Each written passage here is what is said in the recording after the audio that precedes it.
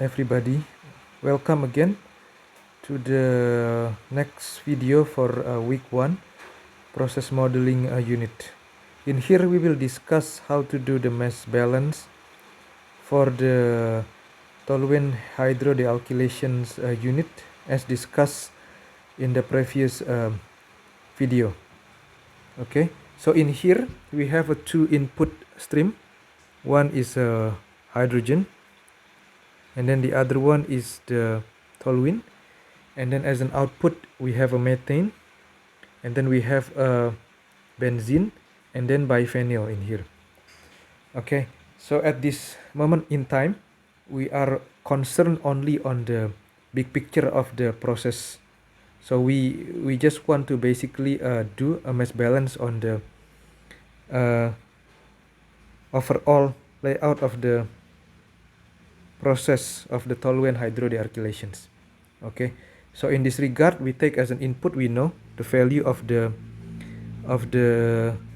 hydrogen that we put in, and then also the value of the toluene that we put in, and then also for this methane we assume it is F1, and then for the benzene we assume as this is as F2, and then for the biphenyl we assume that as F3. Okay, so we don't really care so much about the reactions inside at this moment, but we only care about the overall mass balance of the whole process. And then we have listed in here the molecular weights and then the reactions we put on the right hand side just for a sketch. Note that in here the input is given in terms of the pound per hour and also the toluene as well. So in here we take as a basis 1 hour of operation.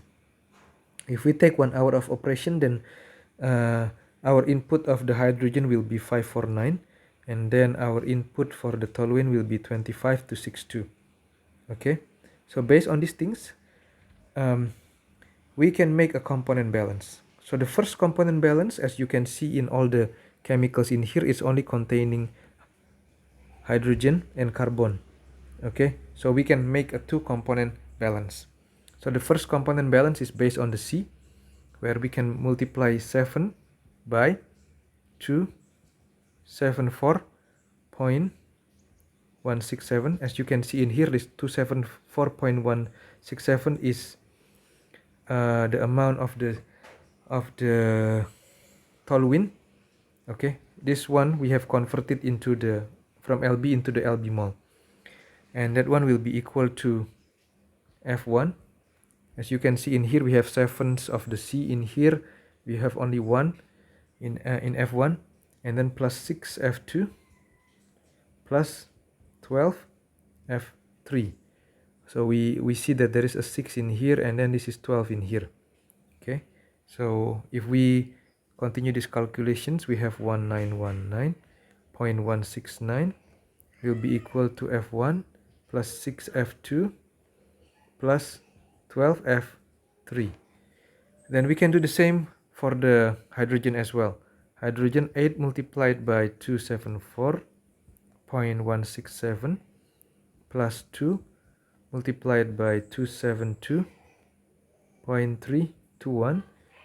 Okay, now you see that there is an 8 of hydrogen in here in the toluene, and then only 2 hydrogens in the hydrogen gas. Okay, this will be equal to 4F1 plus 6F2 plus 10F3, because this one is 4 from the methane, and then 6 from the benzene, and then 10 from the biphenyl. Okay, so if we continue, then we will have 737.978 equal to 4F1 plus 6F2 plus 10F3. Then we look back again into our mass balance in here. Okay, if I put it in another color, you have 3 unknowns, 1, 2, and 3, and then you have 2 equations, 2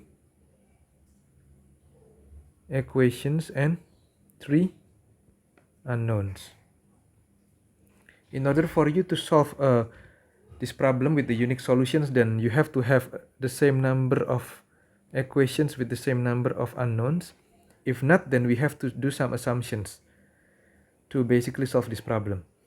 Okay, in this regard, say that we assume that 98% of the toluene is converted into the benzene. So in making this, we basically saying that we are specifying the value of the F2. So we get F2 is equal to 268.684. Okay, once we have this value of this F2, then we can substitute this F2 value into this equations in here and these equations in here. Okay, so let's do it now.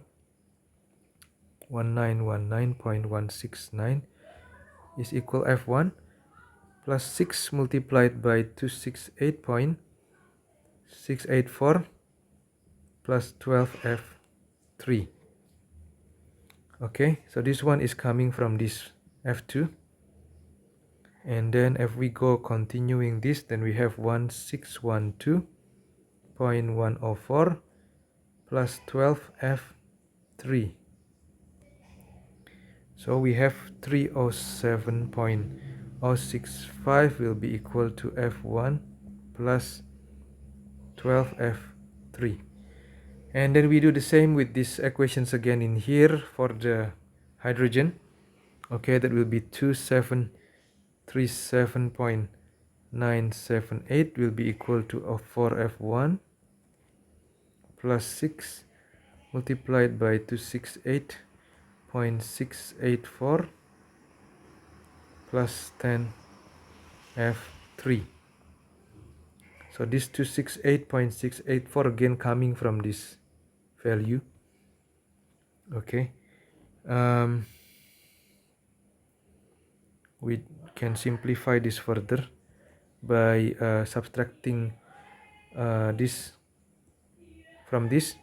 Okay, 1125.874 is equal 4F1 plus 10F3. Okay, then we substitute these equations in here. Okay, 1125.874 will be equal to 4 multiplied by F1. So F1 in here is equal 307.065 minus 12F3. So this one 307.065 minus 12F3 plus 10F3. Okay, so this will be equal to 1228.26 minus 48F3 plus 10F3. Okay, so simplifying further, we have 38F3 is equal 102.386. Okay, then your F3 will be equal to 2.694 pound mole. So this, if we convert it back into the using this molecular weight as shown in here, for the C12H10 in here, we should get this value of 415.447 lb. Okay, then you will have F1 equal to 307.065 minus 12 multiplied by 2.694. So this one will be equal to 274.737 lb mole, or if we convert this one into a pound, then that will be 407.606 pound. Okay, so in here we can basically know the F2 will be equal to this one 2987.982. Okay, and then your F1 will be equal to 4407,606 pound, whereas your F3 is equal to 415.447 lb. Okay, please cross check this value again with the one that is given in the slides, and you will note that they are almost similar. So this basically gives you an insight into how or why you need to do the overall mass balance before going deeper into your process design. Okay, thank you for listening.